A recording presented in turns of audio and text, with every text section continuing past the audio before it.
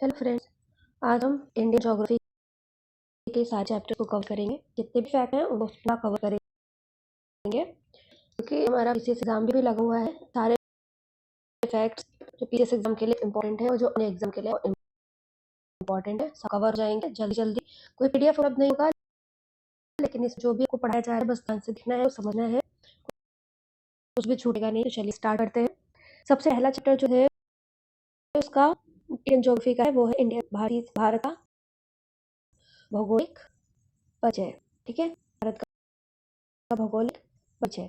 परिचय में सबसे पहले क्या है, नाम। जो भारत नाम है सबसे पहले आपको पता ही है, भारत की इज्जत है उनका भारत के नाम पर पड़ा भारत नाम। सबसे पहले जो भारत नाम मिलता है वो पुराणों में देखने को मिलता है। किस पुराण में? वायु पुराण में। इस पुराण में वायु पुराण में भारत का एक और नाम है वो इंडिया। इंडिया किसने दिया था?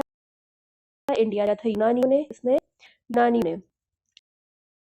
याद रखेंगे, इंडिया किसने दिया? यूनानियों ने। अब आगे बढ़ते हैं। अगला है इंडिया के अलावा एक और नाम है, आपको पता है? हिंदुस्तान। हिंदुस्तान किसने दिया था? ईरानी इनको, या फिर पर्शियन है। ठीक है, बस हो गया। बौद्धिक काल में भारत का सबसे लोकप्रिय नाम कौन सा था? बौद्धिक काल से लोकप्रिय था जम्बूद्वीप। कौन सा? जम्बूद्वीप।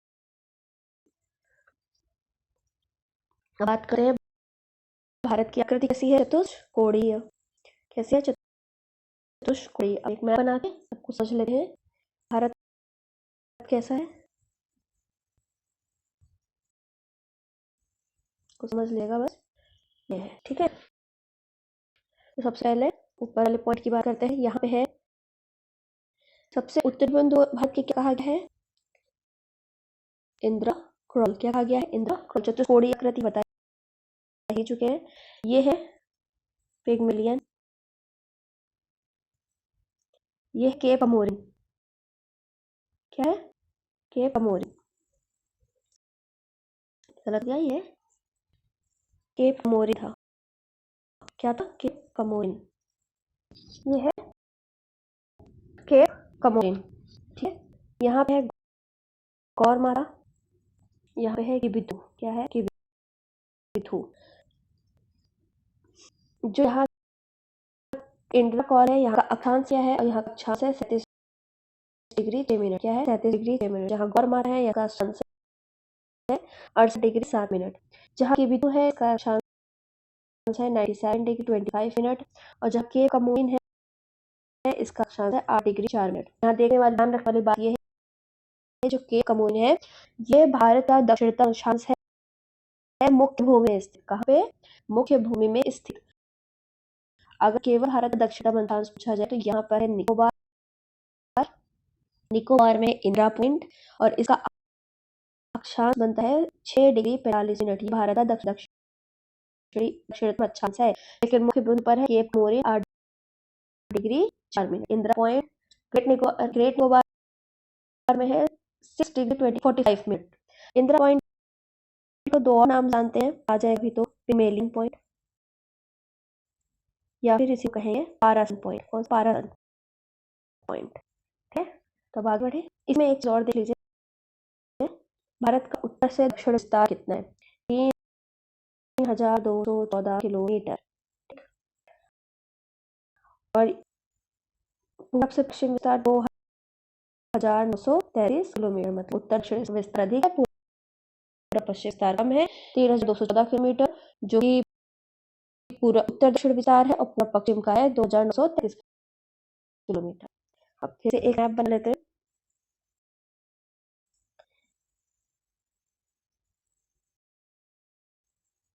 इसमें जो कर्क रेखा है 23.5 डिग्री कर्क रेखा भारत बीच से चलती है। किस रास्ते से गुजरती है? 8 राज्यों से। गुजरात, राजस्थान, एमपी, छत्तीसगढ़, झारखंड, वेस्ट बंगाल, त्रिपुरा और मिजोरम। ठीक है, यह है कर्क रेखा।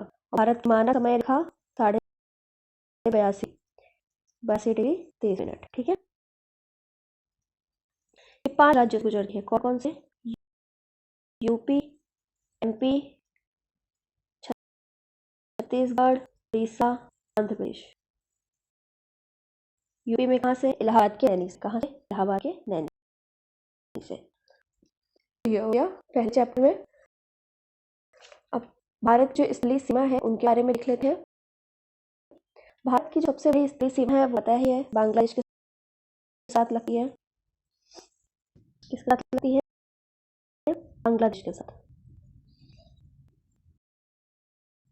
और जो सबसे छोटी है वो है अफगानिस्तान के साथ। अफगानिस्तान से कौन सी है? Durand line. कौन सी?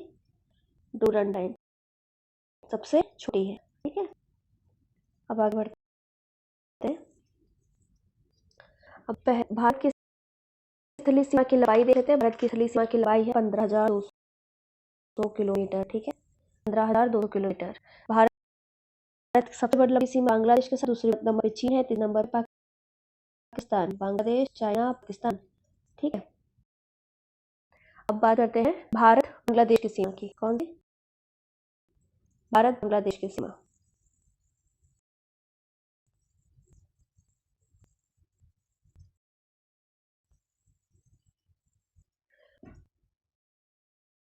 सबसे लंबी है, पता ही है, 5 राज्यों से भारत की मिलती है। कौन कौन है? वेस्ट बंगाल तो है ही, असम, त्रिपुरा, मिजोरम और मेघालय।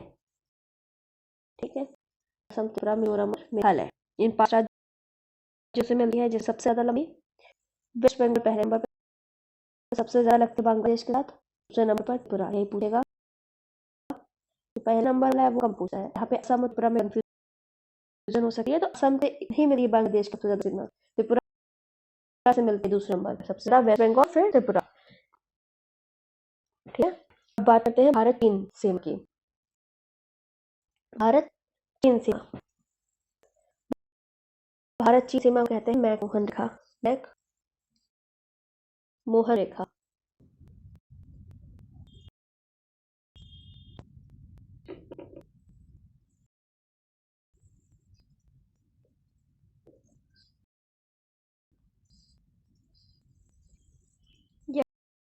यहाँ पे अंडमान द्वीप है और निकोबार द्वीप है। अंडमान और निकोबार के बीच में 10 डिग्री चैनल है। कौन सा? 10 डिग्री चैनल। और ये उत्तरी अंडमान है, उत्तरी अंडमान और दक्षिणी अंडमान के मध्य है डंगन पास। कौन सा? डंगन पास। और यहाँ पे अंडमान निकोबार के बीच में 10 डिग्री चैनल। इसके बाद सुमात्रा द्वीप। कौन सा? सुमात्रा द्वीप। यहाँ पे कौन सा चैनल है? Great channel. कौन सा? Great channel. सुमात्रा द्वीप से अलग करता है ग्रेट चैनल। अब इधर बात करते हैं। सबसे पहली बात, जो मालदीव और मिनी कॉय के बीच में, मालदीव और मिनी मालदीव यहाँ कहीं है और मिनी कॉय यहाँ कहीं है। इन दोनों के बीच में है 8 डिग्री। ठीक है, और मिनी कॉय और लक्षद्वीप के बीच में 9 डिग्री। तो मिनी पहले ऐसे याद कर लीजिए, मिनी कॉय और मालदीव के बीच 8 डिग्री, लक्षद्वीप के बीच 10 डिग्री, और अंडमान और निकोबार के बीच में 10 डिग्री। ये अंडमान निकोबार के बीच में 10 डिग्री। ठीक है, अब आगे बढ़े हैं। चाइना हो गए। अब बात करते हैं जो विदेशी क्षेत्र मिलाए गए हैं, इनमें से देख लेते हैं। जो पुर्तगाल के अधीन क्षेत्र है, पुर्तगाल के अधीन क्षेत्र, पुर्तगाल के अधीन जो क्षेत्र थे वो कौन कौन थे? दादरा नगर हवेली, दमदीव और गोवा। सभी को 1961 में मिल लिया गया था इंडिया में। ठीक है, इतने ही इंपॉर्टेंट है। अब बात करें हैं फ्रांस अधीन क्षेत्र, चंद्रनगर, पुडुचेरी, कराईकल, माहे, यनम। ठीक है, ये तीनों मिलकर आज के टाइम में पुडुचेरी कहा जा रहा है, इन तीनों को मिलकर। तो पुडुचेरी तो जानते हैं तमिलनाडु, कराईकल भी कहाँ है? तमिलनाडु में। यनम कहाँ है? आंध्र प्रदेश में। आज के टाइम में माहे कहाँ है? केरल में। ये सारे फ्रांस के अधीन। ठीक है, ये अब तो 1954 में भारत में आए, 1954 में, चंद्रनगर 1949 में आ गया भारत में। कब? 1949 में। तो ये भी हो गया। तो पहला चैप्टर हो गया है समाप्त। अब आगे बढ़ रहे हैं दूसरे चैप्टर की तरफ। दूसरा चैप्टर कौन सा है? भारत की भूगर्भ संरचना। भूगर्भीय संरचना। इसमें जो शुरुआत के चैप्टर है वही थोड़े लेंथी है, बाकी सारे ठीक है, हो जाएंगे आसानी से। जल्दी से भारत की भूगर्भीय संरचना के बारे में बात कर लेते हैं, जिसमें भारत को पहले तो पृथ्वी के इतिहास को 5 महाकल्पों, 4 युगों और 16 कालों में बांटा गया। 5 महाकल्प, 16 युग, 4 कालों बांटा गया है। इसमें 4 प्रकार की चट्टानें हैं, या भूगर्भ के इतिहास में 4 प्रकार के हैं। एक है आद्य महाकल्प, तो बस जल्दी देख लीजिए। आद्य महाकल्प, दूसरा है पुराण, तीसरा है द्रविडियन, क्योंकि करणपुर में देता है कभी द्रविडियन। अगला है आर्य महाकल्प। सबसे आखिरी में कौन सा है? आर्य। आर्य महाकल्प में जाते हैं 2 प्रकार की चट्टानें आती है। सबसे पुरानी अर्की और धारवाड़। पुराण महाकल्प, जो जिनको लोग पहाड़ों में मिलता हो, इसमें आती है कुड़पा और विंध्यन। कौन सी? कुड़पा और विंध्यन।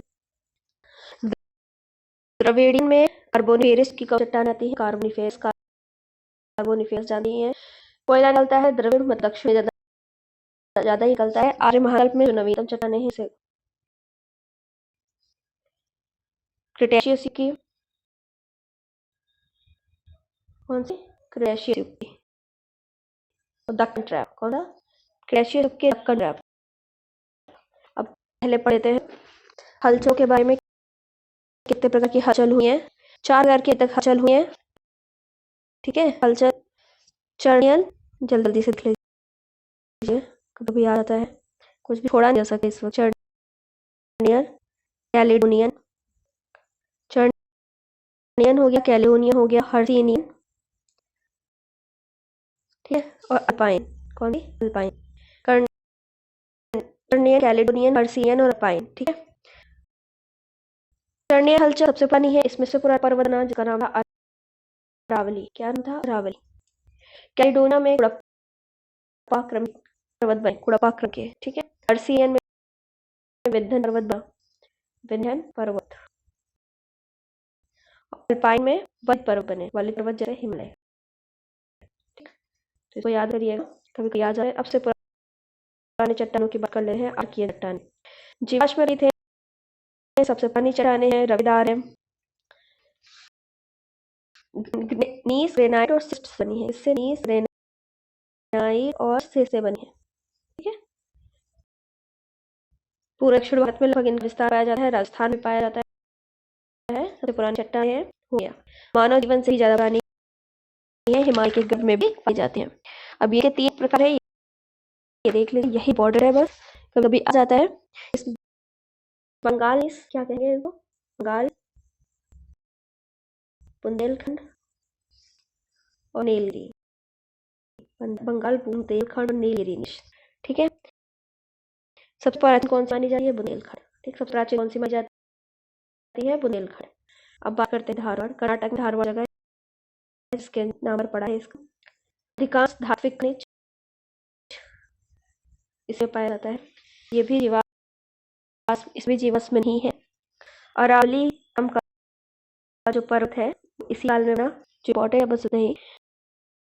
अरावली सबसे ज्यादा धातु पाई जाती है, बताया ही जा चुका है। ठीक है, तो ये भी खत्म हो गया। अब आगे बढ़ते हैं।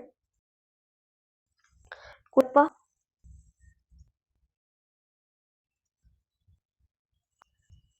कुड़प्पा क्रम की चट्टान, कुड़प्पा क्रम की चट्टान, इसमें भी जीवाश्म नहीं मिल रहा है। क्या नहीं मिल रहा है? जीवाश्म नहीं मिल रहा है, जीवाश्म नहीं आया है। धारवाड़ क्रम की चट्टानों के नीचे परत बनी है। इसमें भी आंध्र प्रदेश कुड़प्पा जिले के नाम पर इसका नाम पड़ा है। कुड़प्पा कहाँ है? आंध्र प्रदेश में है। ठीक है, इसमें सबसे इम्पोर्टेंट बात यह है कि कुड़प्पा के टाइम क्या बना? कुड़प्पा क्रम चट्टान जब बनी तब बना पूरी घाट बना। क्या बना? पूर्वी घाट बना।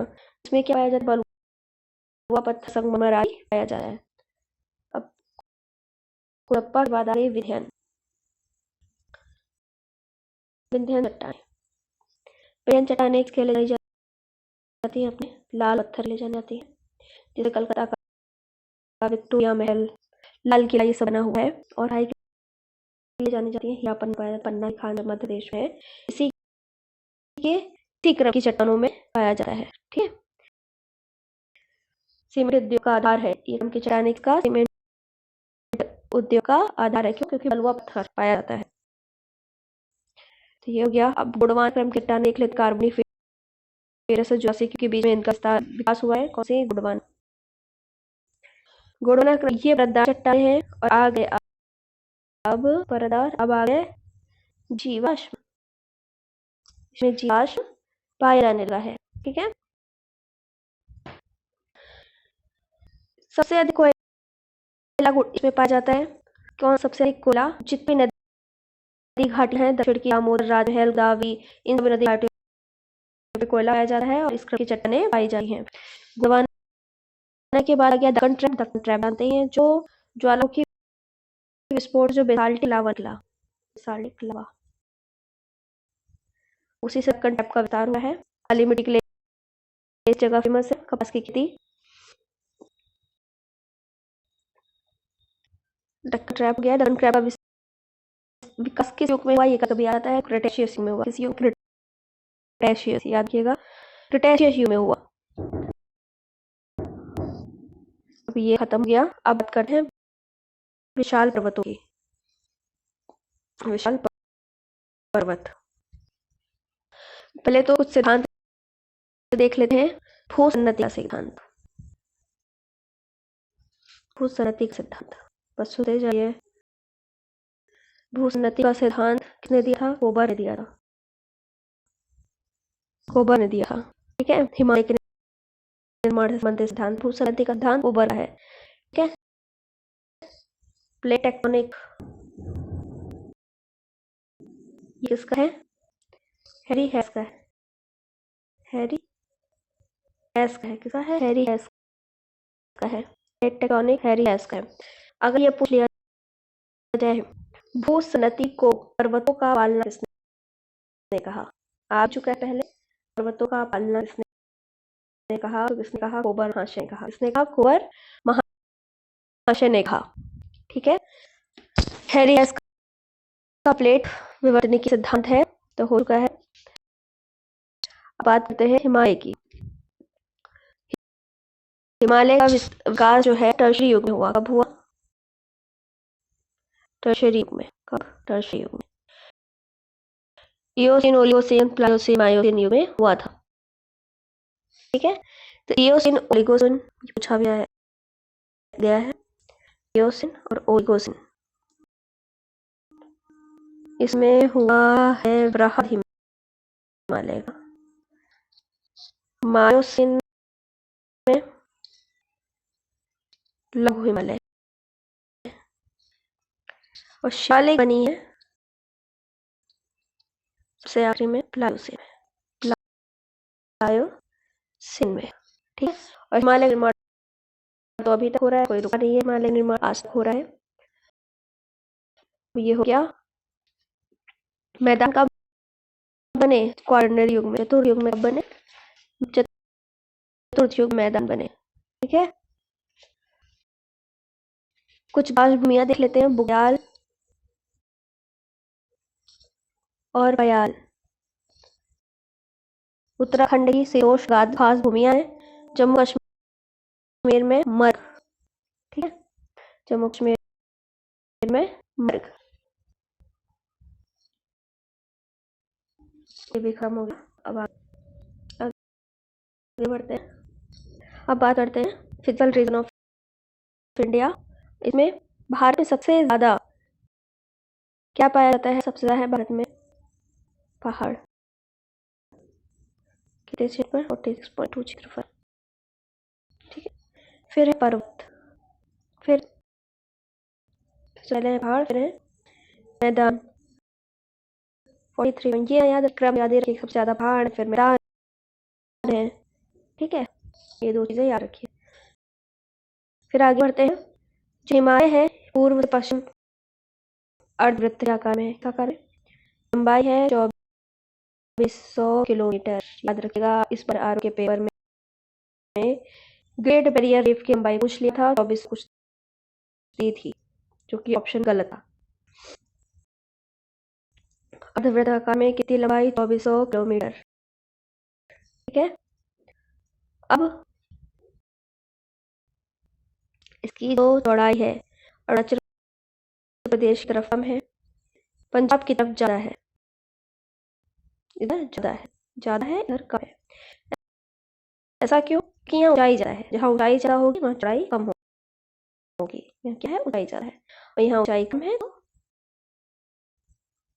सबसे ज्यादा ऊंची पर्वत श्रेणी इसी तरफ पाई जा रही है। ऊंचाई जहाँ ज्यादा है चौड़ाई कम होगी, जहाँ ऊंचाई कम है वो चौड़ाई ज्यादा होगी। अब बात करते हैं, ये हो गया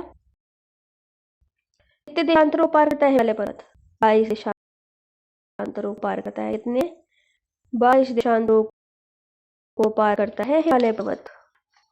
चलिए अब आगे बढ़े हैं। हिमालय पर्वत 4 भागों में है, हिमालय पर्वत 3 भागों में है ऐसे तो, लेकिन ट्रांस हिमालय पर्वत से अलग, जिसको साथ में पढ़ा जाता है। सबसे पहले ट्रांस, फिर है बृहद, फिर है लघु या मध्य, फिर है वाह्य शिवालिक श्रेणी, वाह्य शिवालिक श्रेणी। ठीक है,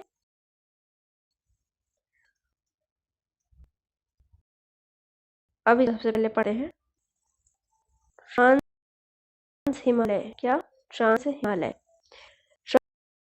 ट्रांस हिमालय काराकोरम लद्दाख राष्ट्रीय श्रेणी है इसकी, काराकोरम लद्दाख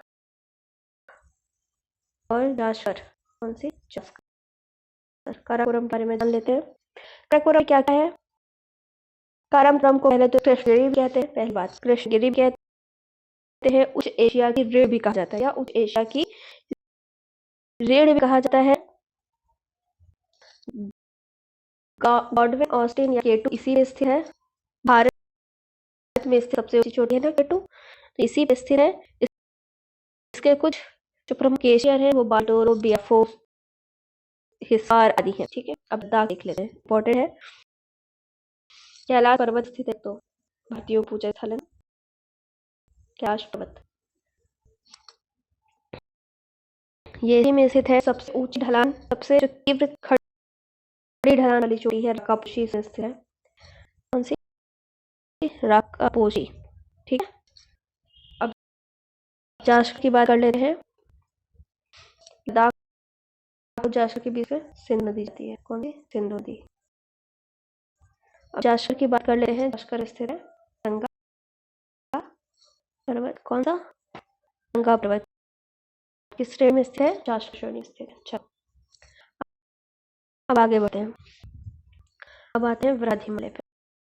कौन से हिमालय पे, वृहद हिमालय पे। इस हिमालय को सर्वोच्च महान आंतरिक और हिमाद्री कहा जाता है। हिमाद्री सर्वोच्च महान और आंतरिक हिमालय कहा जाता है। अच्छा, आंतरिक हिमालय से भी लगता है कि शिवालिक श्रेणी कहा जाता होगा, लेकिन नहीं, आंतरिक हिमालय किसको कहते हैं, वृहद हिमालय। ट्रांस के बाद है ना, तो इसको कहते हैं आंतरिक हिमालय। ठीक है, कहाँ कहाँ तक है, ये नंगा पर्वत से नमचा पर्वत एक सीज में स्थित है, मतलब कटी कटी नहीं है, ऐसे स्थित है। ठीक,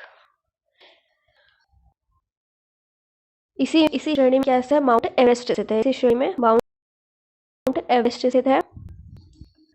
हिमालय भी स्थित है, जैसे लाम हिमानी, गंगोत्री हिमानी, जेमू हिमनद सिक्किम में स्थित है। जेमू हिमनद कहाँ है, सिक्किम में। नाम हिमानी है उत्तराखंड में, कहाँ पे, उत्तराखंड में। कुछ इंपॉर्टेंट दर्रे भी स्थित हैं, जैसे पुर्ज दर्रा, पुर्ज कश्मीर का, लद्दाख का जोजिला, हिमाचल प्रदेश का बारालाचा, कौन सा, बारालाचा और शिपिला, हिमाचल का बारालाचा और शिपिला। उत्तराखंड का थांगला, कौन सा, उत्तराखंड का थांगला, इस पे ही स्थित है। है। ठीक है, अब इसको एक बार देख ले, इसमें जो महत्वपूर्ण चोटियाँ स्थित हैं उसको देख लेते हैं, यही इंपॉर्टेंट है। अगर पिछला भूल भी जाए कोई बात नहीं, ये डायग्राम भूलिएगा। यहाँ पे है नगाब पर्वत। ठीक, यहाँ से शुरू होता है उत्तराखंड। मान लीजिए यहाँ तक उत्तराखंड है। उत्तराखंड पहले यहाँ पे स्थित बंदर पुक्ष। कौन सी है ये? बंदर पुक्ष। बंदर के पास बद्रीनाथ, बंदर बद्री। ठीक है, बंदर पुक्ष बद्रीनाथ। उसके बाद है कामेत, पूछा गया है कामेत। बंदर पुक्ष बद्रीनाथ कामेत। फिर है नंदा देवी। कौन सी? नंदा देवी, और ये है इनका त्रिशूल। ये उत्तराखंड पर्वत लाइन याद हो चाहिए, उत्तर से दक्षिण, पूर्व से पश्चिम क्रम पूछ सकता है। क्या है? सबसे पहले बंदर पुक्ष, बद्री, कामेत, नंदा देवी और त्रिशूल।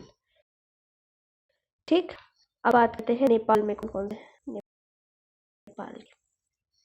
नेपाल में सबसे पहले है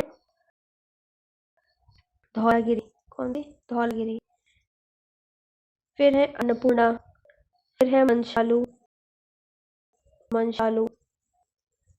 धौलागिरी, अन्नपूर्णा, मंशालू। फिर है चोयू। ठीक है, फिर है एवरेस्ट। फिर है एवरेस्ट के बाद काली, और यहाँ पे है एकदम, यहाँ पे कंचनजंगा। देखो, धौला मतलब विशाल। आपका कोई कार्य है, बहुत विशाल कार्य है। विशाल कार्य क्या होता है? माउंट एवरेस्ट पे चढ़ना। ठीक है, ऐसे थोड़ा सा ट्रिक है, कुछ दिमाग रह जाएगा।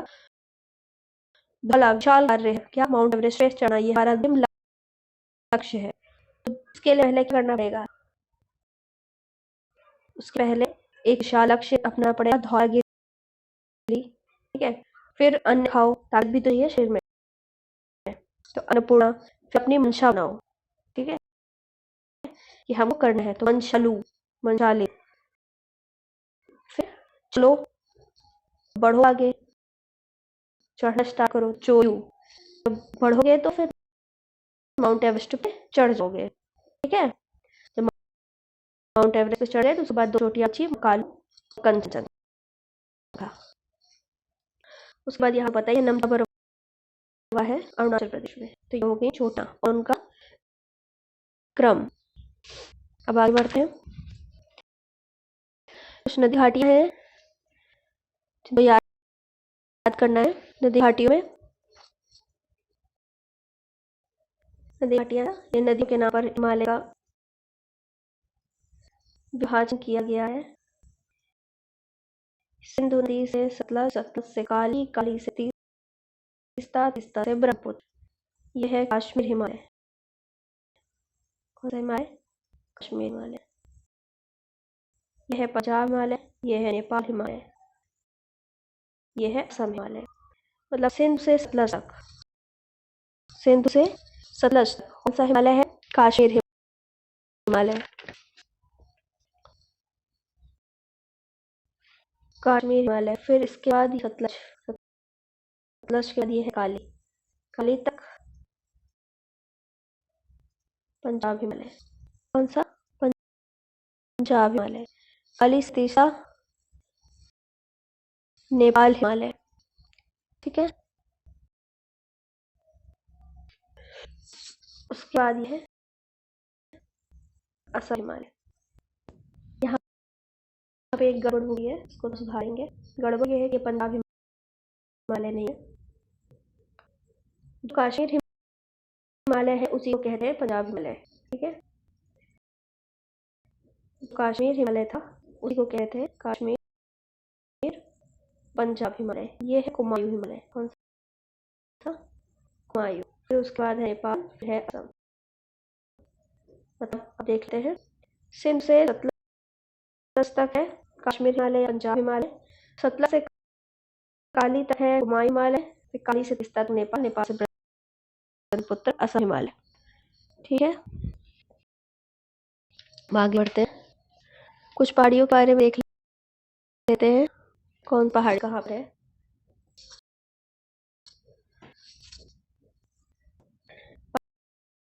पहाड़ियाँ देख लेते हैं। ये अरुणाचल प्रदेश है, यहाँ पे यहाँ तक, ठीक है, ऐसे लाइन की चला है यहाँ तक। पहले डाफा, ये ड्रम लगने को होता है उत्तर से, उत्तर कह रहे पूर्व से पश्चिम। देख लिया डाफला, मेरी, अबोर, मिशमी, डफला, अबोर, मिशमी, डाफला, मेरी, अबोर, मिशमी और पटोई बूम। ठीक, पटोई बूम तो एकदम लास्ट में याद ही रहेगा, सबसे बड़ा नाम ये है।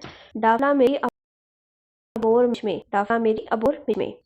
छठे नंबर पे है नाग पहाड़ी, नाम सही है, नागालैंड के मणिपुर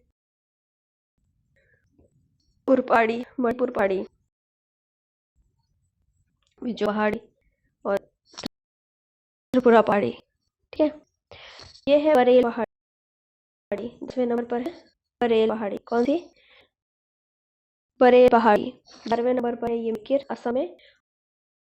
ये गारो खासी जयंतिया, ये असम में है मिकिर। ठीक है,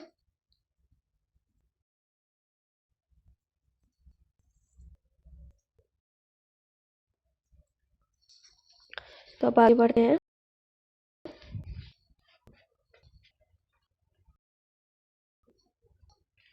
हाँ, एक हिम रेखा की बात कर लेते हैं। इसकी हिम रेखा की, कहाँ की हिम रेखा ऊंची है, कहाँ की नहीं, ये पूछा जाता है बार बार। जहाँ की शुष्कता ज्यादा होगी, मतलब बारिश जहाँ जितनी कम होगी, हिम रेखा वहाँ पे उतनी ही ऊंची होगी। ठीक, बर्फ उतनी ही ऊंचाई पर जमेगी। जैसे यहाँ पे शुष्कता कम है, बारिश हुई है अरुणाचल प्रदेश में, यहाँ हिम रेखा नीचे होगी, जैसे ऊपर जम जाएगी बर्फ। जहाँ शुष्कता ज्यादा है, ठीक है, यहाँ की हिम रेखा ऊपर होगी, सिर्फ यहाँ पे होगी बर्फ। ठीक है, अब आगे बढ़ते हैं। नेपाल हिमालय हो गया। अब कुछ हिमनदों की बात कर लेते हैं जो इम्पोर्टेंट है। वो है कहाँ कहाँ पे? ठीक है, सियाचिन हिमनद सबने नाम सुना है, जल्दी जल्दी। सियाचिन का है काराकोरम में। पहले काराकोरम रेंज पर देखते हैं। सियाचिन, बाल्टोरो, बियाफो, पल्टोरो, बियाफो, हिस्पार, बाथुरा, चोमोलुंगमा, खारदोंजी, ससाइनी, इत्यादि कहाँ है? काराकोरम हिमालय में। ठीक है, कौन कौन से देखते हैं। सियाचिन, बाल्टोरो, हिस्पार, बियाफो, चोमोलुंगमा, बाथुरा, खारदोंजी, ससानी, ये सब कहाँ है? काराकोरम हिमालय में है। एक और है रोडन, भी काराकोरम हिमालय में है। अब बात करते हैं कश्मीर हिमालय की। रिमो, रिमो, पुनमा, रिमो और पुनमा, रूपल, ये तीनों कहाँ पे है? कश्मीर हिमालय में है। कहाँ पे? कश्मीर हिमालय में। आगे बढ़ते हैं। उत्तराखंड में कौन से जानते हैं आप? मिलाम, गंगोत्री,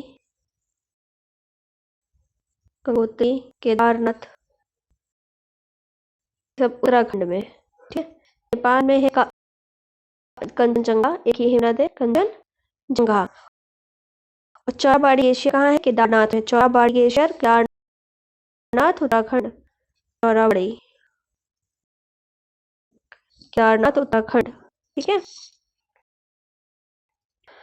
सियाचिन जो है भारत का सबसे बड़ा ग्लेशियर है, वो फेड चाको ग्लेशियर। कौन सा? फेड चाको ग्लेशियर। देखिए पेपर में आपको सियाचिन ही लिखा मिलेगा, सियाचिन ही टिक करना है।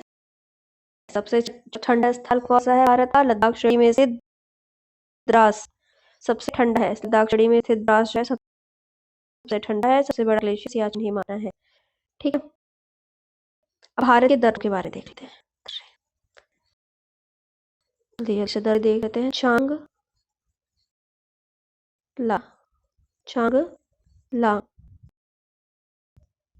कहाँ है? लद्दाख। ठीक। जंगला कहाँ है? लद्दाख। फिर आगे है काराकोरम, ये भी जानते ही हैं लद्दाख में है, इसको बताने की जरूरत नहीं है। सबसे ऊंचा जो दर्रा है भारत का, ठीक है। दो जिला भी कहाँ है? लद्दाख में। इसमें एक चीज है कि ये जोड़ता है किसको, इसको एक जास्कर श्रेणी में है, ये जान लीजिए। जो जिला किस श्रेणी में है? जास्कर श्रेणी है। और जो जिला श्रीनगर से लेह को जोड़ता है, किसको? लेह को कौन जोड़ा है? जो जिला। अब बात करें हैं बुर्जिल,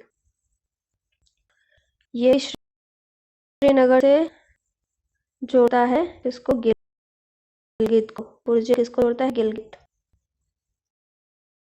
ठीक, गिलगित को। जम्मू कश्मीर में है।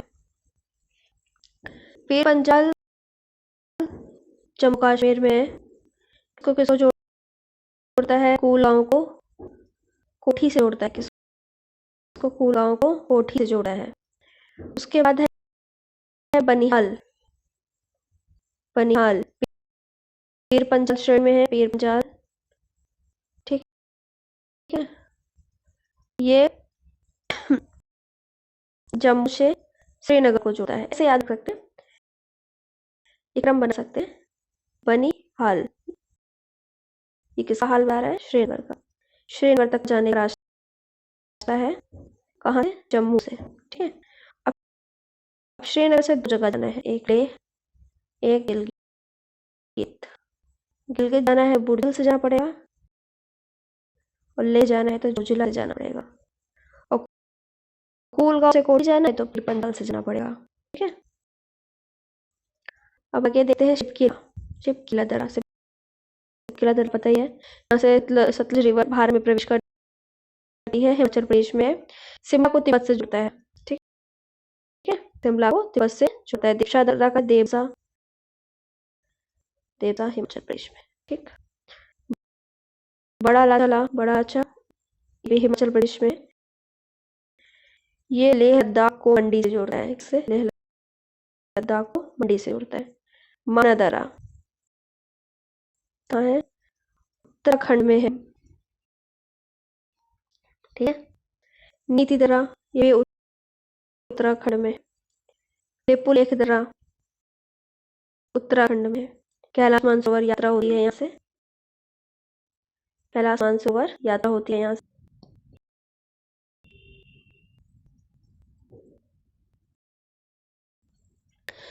लेपुलेख हो गया। नाथुला सिक्किम में है। डोकिया सिक्किम में है, ठीक है। डोकिया दर्रे पे कौन सी झील स्थित है? चोलाम झील स्थित है। किस पे? डोकिया दर्रे पे। नथुला दर्रे से चुम्बी नदी बहती है। कौन सी नदी? चुम्बी नदी के पे नथुला दर्रे पे। दो कहाँ है? सिक्किम में। और जलेपला कहाँ है? जलेपला, इससे तिब्बत होने का मार्ग जाता है। जलेपला भी सिक्किम में है। अरुणाचल प्रदेश के देखते हैं। अरुणाचल प्रदेश में है बोमडिला। कौन सा? बोमडिला। यांगयाप, तिफू दर्रा, पांग साउ दर्रा। कौन सा? पांग साउ दर्रा। और जो दर्रा कहाँ है? मणिपुर में। कहाँ पे? मणिपुर में, ठीक है। इस बार थालघाट सबको क्रम पे लगाने आया था, उसमें आरोग्य एग्जाम में देख लेते हैं।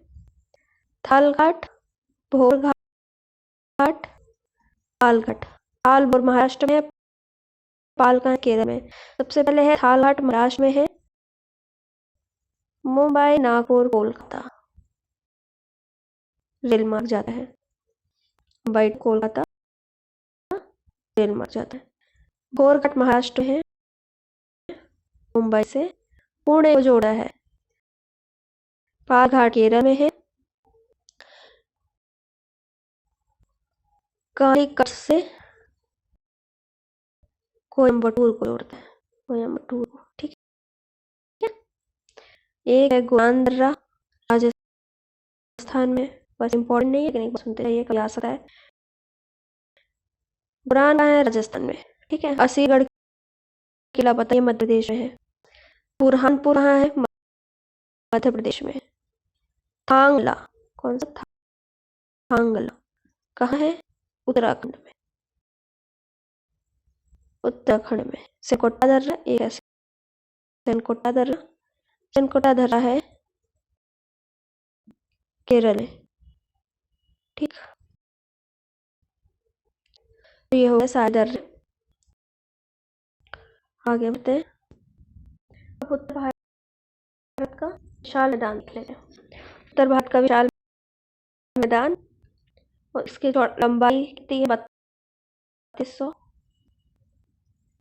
किलोमीटर। गंगा से सिंधु नदी मुहाने तक है, 150 से 300 किलोमीटर। ठीक, सबसे ज्यादा मोटाई जड़ों मिट्टी की कितना आ चुका है? 2000 मीटर। Minimum maximum 6000 metre. ठीक है, इतनी जलोढ़ की गहराई मिलती है। अब प्रदेशों की बात कर लेते हैं। पहला प्रदेश है भाबर। भाबर, तराई, बांगर और खादर। ठीक है, जो भाबर प्रदेश है वो सिंध नदी से लेकर तीस्ता नदी तक जो गिरिपाद है, मतलब जो पर्वत का जो पैर है, उसके बराबर से फैला हुआ है। ठीक है, पतली पट्टी में। ठीक, यहाँ पे कुछ आकृतियां पाई जाती हैं। जलोढ़ पंख, जलोढ़ शंकु। क्या होता है? जो पहाड़ों से नदियां उतरती हैं तो अपने साथ कुछ मिट्टी लेके उतरती हैं, तो जो यहाँ जमा हो जाती हैं, उन्हीं आकृतियों का कारण जलोढ़ पंख, जलोढ़ शंख कह रहे हैं। ठीक है, बहकर दूर तक ऐसे ऐसे कर जमा हो तो जलोढ़ पंख बन जाता है। जब एक जगह ऐसे खूब जमा हो जाए तो जलोढ़ शंकु बन जाता है। ठीक है, ये आकृतियां इसमें पाई जाती, पूछा जा सकता है। अब बात करते हैं तराई प्रदेश। तराई प्रदेश कौन सा देश? तराई प्रदेश। भाबर के बाद मिलता है। भाबर प्रदेशों में जो नदी होती है भाबर में, वो पत्थरों के नीचे विलुप्त हो जाती है और तराई प्रदेश में ऊपर आ जाती है। ठीक है, भाबर के समानांतर फैला हुआ है। पत्थरीला कंकड़ पत्थर ज्यादा पाए जाते हैं। अब दंगल के मैदानों में भाग में जाते हैं। इसमें जो बागर प्रदेश है वो लाड़ी चढ़ों पे, जहाँ पे कभी जो बाढ़ जल का पानी पहुंचता था, लेकिन आज के टाइम में नहीं पहुंचता। पुरानी जड़ोड़ बांगर। ठीक है, चूर्ण प्रधान होती है, याद रखना, ये चूना प्रधान होती है। कृषि के लिए अधिक उपयोगी नहीं है, लेकिन खाद मिलकर इसमें कृषि की जाती है। ठीक, खादर सबसे ज्यादा उपजाऊ खादर कचारी प्रदेश कह रहे हैं। कैसा प्रदेश? कचारी प्रदेश। ठीक, भूमिगत जल सबसे ज्यादा होता है, सबसे ज्यादा उपजाऊ होती है। हर साल बाढ़ का पानी पहुंचता है, इसके वजह से इसके उपजाऊपन बना रहता है। लगभग 70 की खेती भी होती है।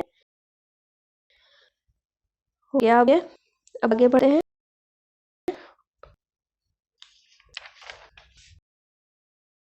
अब बात करते हैं मैदानों की। तटीय मैदान। कौन से मैदान? तटीय मैदान। ठीक है, तटीय मैदान। देखो, ये गुजरात है। एक मिनट, अब ठीक है, ये गुजरात है। ठीक है, गुजरात का मैदान या क्या कहते हैं? काठिया वार्तन। यहाँ पे है दमन। कौन सा? दमन। यहाँ से यहाँ तक का जो क्षेत्र है ये क्या आता है? कौन सा? काठियावाड़। ठीक, और यहाँ से यहाँ तक का जो क्षेत्र है ये क्या है? गोवा। कौन सा? दमन देख, गोवा। ये है कोंकण। कौन सा? कोंकण। गोवा से मंगलौर। कौन सा? मंगलौर। गोवा से मंगलौर। ये कौन सा? मंगलौर का कर्नाटक में। इसको कौन सा बोलते हैं? कन्नड़ तट। कौन सा? कन्नड़ तट। और मंगलौर से कन्याकुमारी। मालाबार। ठीक, काठियावाड़, कोंकण, कन्नड़ और मालाबार तट। काठियावाड़ कहाँ तक? गुजरात से दमन तक, दमन से गोवा, कोंकण, कन्नड़ को गोवा से मंगलौर, मंगलौर से कन्याकुमारी, मालाबार। ठीक है, कन्याकुमारी से पुलिकट लेक। कौन सा लेक? पुलिकट।